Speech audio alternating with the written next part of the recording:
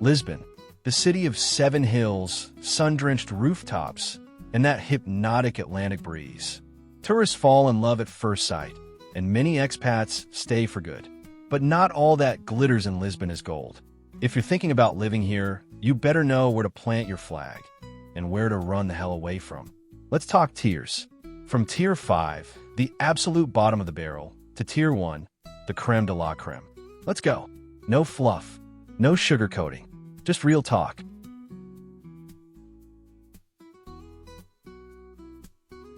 Martim Muniz, forget the charming square.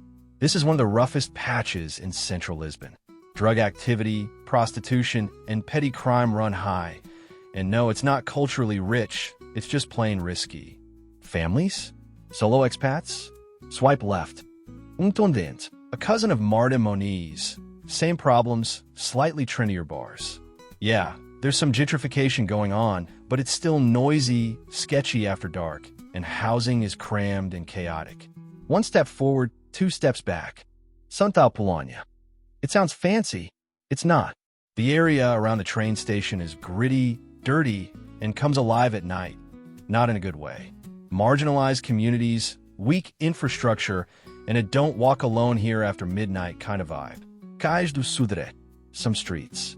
By day, hip waterfront cafes and pretty sunsets. By night, street fights, aggressive drunks, and occasional junkies. If you value sleep, safety, or sanity, this isn't your place. Bairro da Liberdade and parts of Chelis. Social housing blocks, neglected infrastructure, and a feeling of abandonment. It's not just unattractive, it's depressing. Unless you're on a tight budget and have nerves of steel, look elsewhere.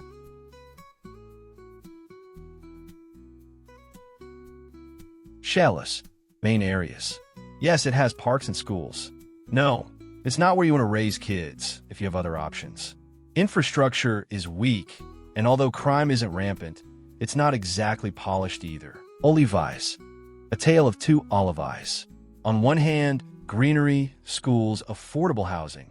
On the other, bland buildings, aging infrastructure, and pockets of social tension. It's okay, just don't expect magic. Ajuda. Cheapish and chill. But it feels far from everything, and culturally, a little dead. Great if you just want peace and low rent. Bad if you want a life. Benfica. No, not the football team. The district. It's big, quiet, and decent for families. But let's be honest, it's a commuter zone with limited charm. Not dangerous, not exciting. Lumiar feels suburban, and sometimes in a good way. It's safe, but also boring. You won't get robbed, but you won't get inspired either.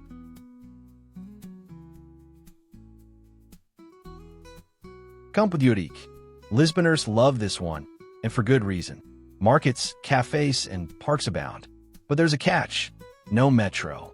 If you don't drive, expect a long commute. Alvalade. Genuinely lovely planning, wide avenues, and family-friendly vibes. It's not trendy or elite, but it's got soul. A solid B+ for quality of life. Arieiro. Underrated and on the rise. Green streets, solid housing stock, and great transport. A bit quiet, a bit plain, but very livable. Banha de França. Some parts. A mixed bag. Gentrification is creeping in, and some streets feel fresh and youthful. Others still feel stuck in the 90s. Affordable, yes. Cohesive? Not quite.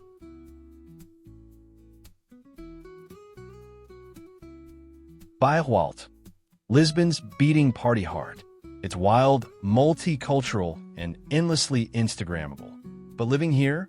Prepare for noise, trash, and drunk tourists knocking on your window at 4 a.m. Santos, right by the river, packed with design studios, creative spaces, and trendy brunch spots. It's got attitude and rents to match. Noise and construction are the price you pay for cool. Alcântara. Industrial chic vibes and startup-friendly cafes. This is where modern Lisbon meets shipping containers and rooftop beers. Still rough around the edges in places, but growing fast. Mervila, a warehouse wonderland in the making. Art galleries, craft beer, digital nomads. It's a gentrifier's dream. Buy now or forever hold your peace. Biat, right next to Marvila. Same energy, slightly quieter. Still flying under the radar, but not for long. The creatives are already moving in.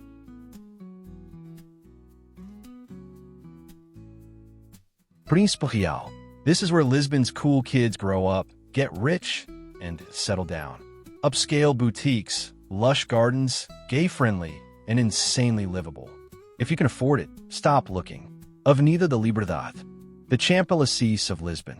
Gucci, Prada, historic theaters, diplomats, and cocktails that cost more than your flight. Not warm and fuzzy, but clean, safe, and elite. Estrela, quiet, green, elegant. Feels like a small town inside the capital. Beautiful old buildings, peaceful parks, and a community vibe that feels almost un-Lisbon in its calm.